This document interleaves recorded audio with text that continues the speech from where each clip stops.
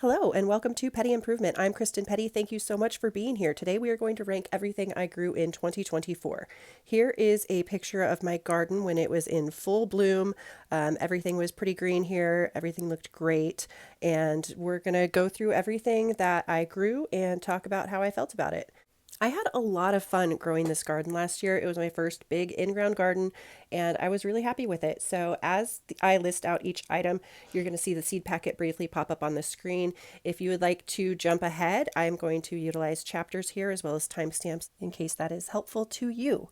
And then you'll notice that a lot of these seeds came from the same company. This is Seed Savers Exchange. They are a nonprofit that is dedicated to preserving heirloom and organic variety seeds for future generations. This helps preserve the integrity of our future food supply, and they're just good people doing good work. You should definitely check them out and spend your money with them if you are so inclined. Again, all of those links are going to be down in the description below. There are a couple different ways we are going to evaluate my plants. The first is just a straight lived or died. Then I'm going to put them in a chart based on whether they produced and whether I enjoyed growing it. So similar, we've got high producing, low producing, and dead. And then we have I did not like it, it was okay, or I loved growing this item. Here are my baby plants. These were all pretty successful. I got everything to germinate and get little seedlings out of everything. As you can see, I used what I had around the house. It didn't really make a whole lot of sense to me to buy more plastic trays to grow plants because I have lots of plastic at my house that I could use.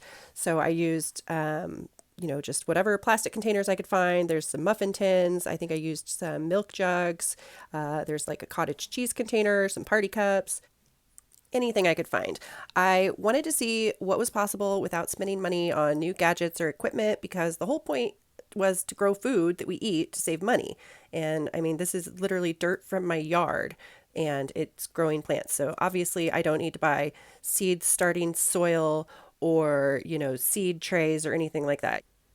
You could grow plants in a dirty old sneaker, anything that holds dirt.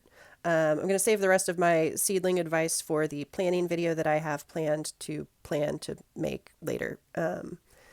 Anyway, that's enough about the seedlings. Since they all grew, that's a non-factor in whether they ranked high or not. So we're just going to skip straight to talking about lettuce. I grew two varieties. They both are the leafy variety where you just eat the leaves all around the outside rather than a heading variety where you would get a whole bulb of lettuce.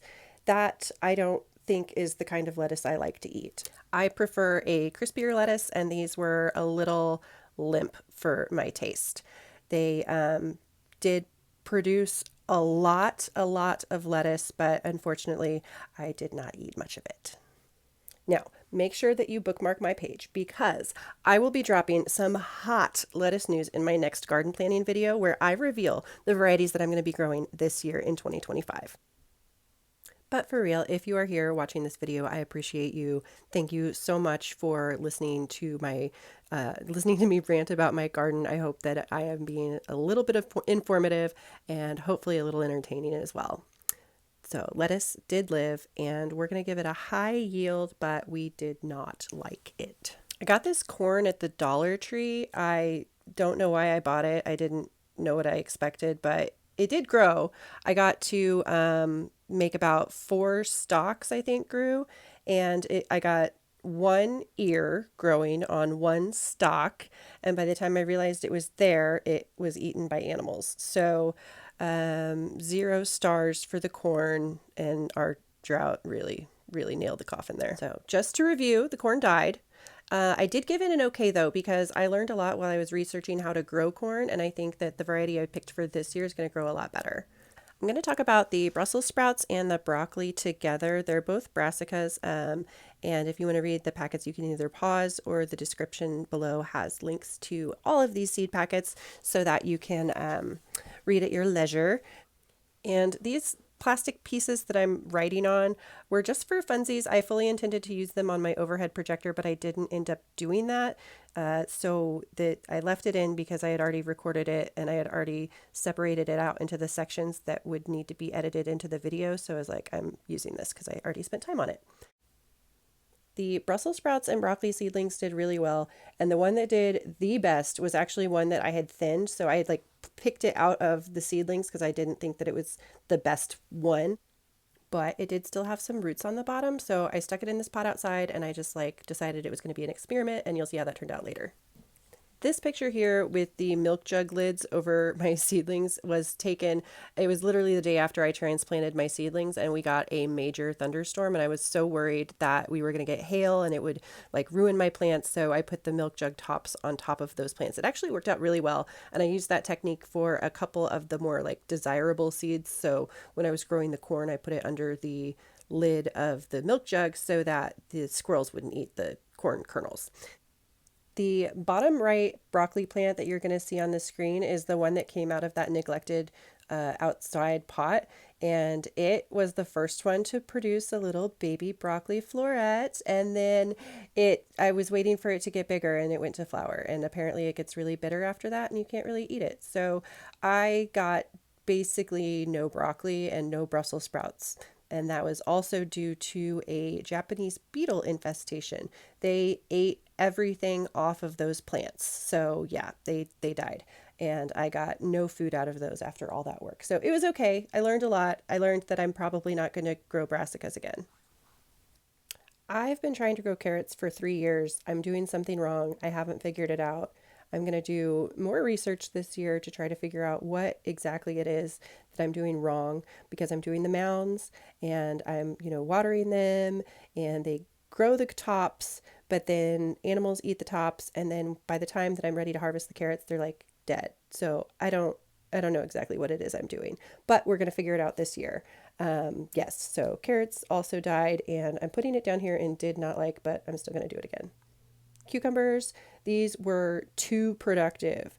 I was so surprised with how many cucumbers I got. We made everything I could think of with cucumbers, and we had so many jars of pickles. I was giving pickles away. I was giving cucumbers away. We had way too many. And of these 4 plants that I started, I only kept 2 of them, and I put them in separate areas, and they literally overtook the entire place where they were put. So I have a different variety of smaller cucumbers that I'm going to try this year, but I mean, these were good. And they are supposed to be yellow. Don't worry about that. But yeah, they've got way too many of them, and I ended up throwing a bunch out. A bunch of them turned into compost for this year's garden.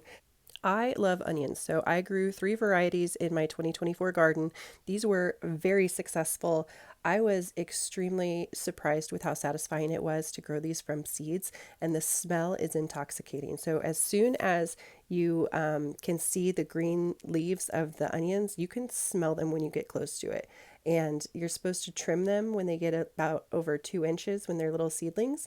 So when you cut those, you can use those as microgreens, and also it just smells so good. If you're not an onion person, it probably won't smell good to you, but my whole garden smelled like onions, and I could not help it. Every time I went out there, I was like, oh God, this is the best. Here are a few of the onions we ate. Now, if you pull them straight out of the ground, you can eat them immediately, but if you're planning to save them for a longer period of time, you do have to like dry them out.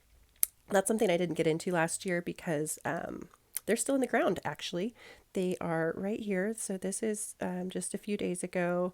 I went out there to check on them, and they are still growing green at the tops. And they are in the way though. So this is a spot that I kept wanting to walk through, and I feel like we just need to move them to a different place for this year. So I like tomatoes, and I thought I really, really, really liked tomatoes. So I got 5 different kinds, and I grew 2 plants of each. And I do still like tomatoes, but I got really sick of tomatoes because I had way too many. I ran out of things to make with tomatoes. I ran out of just ideas to use them and people to give them away to. So gonna pare it down a little on the tomatoes this year, but here you could see the cute little arches. That's actually the arbor from my wedding that we took apart and turned into little stands for the tomatoes. And yeah, super successful. Got a lot of tomatoes. And here are a few of my hauls. At some point, I had to stop picking tomatoes because I wasn't eating them. We were just picking them to store in the house for a little bit before we put them back in the compost. So here's what it turned out like. But yes, I got all these beautiful colors and varieties, and they were so delicious. And then I got sick of it. Although these Rosso Sicilians right here did turn into a really awesome tomato sauce. So definitely going to try to do another tomato sauce this year. Also might try to get into canning, not sure. We're going to see what happens. But yep, tomatoes lived, definitely lived, and they were high yield and high reward. We're going to, that marker didn't work for some reason. I don't know what it is about that red. So here is the herb portion. The basil was planted under the tomatoes. The thyme I had in a container, and then the rosemary I kept, like I can get it started, but I cannot keep the rosemary alive. Although I will say, I think part of the problem with the rosemary were these green Dollar Tree pots that I bought, and everything that I planted in those pots died. So I think part of the reason was that I planted the rosemary in that pot. So we're going to try again this year and see what happens. But everything I grew herbs wise last year died. Honorable mention here is going to be the eggplant plant that I got from my neighbor, and I planted it and I grew it and I made eggplant parmesan one time.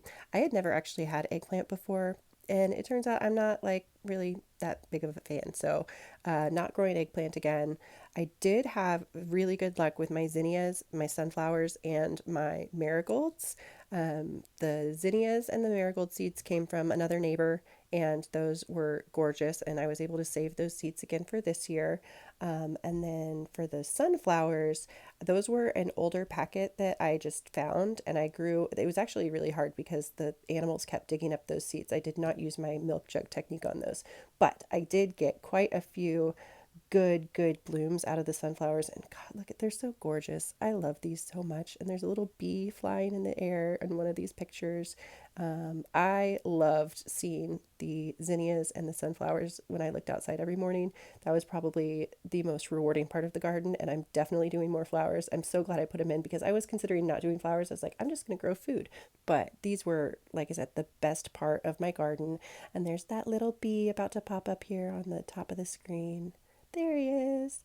I definitely doing more flowers this year, a lot more flowers, and over more parts of my yard because I had only grown these in the garden, and this year I'm going to grow them all over.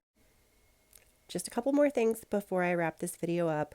I do also have a blueberry plant and a blackberry plant, but blackberries are biennials, and this is just now in 2025 going to be the second year for the canes that started last year. So I will finally start getting fruit off of the blackberry bush this year, and hopefully that turns out really well.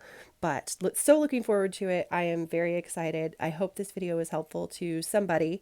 If you have any questions, please just let me know. I'm happy to answer anything in the comments. And yeah, have a great day. Thank you so much for watching.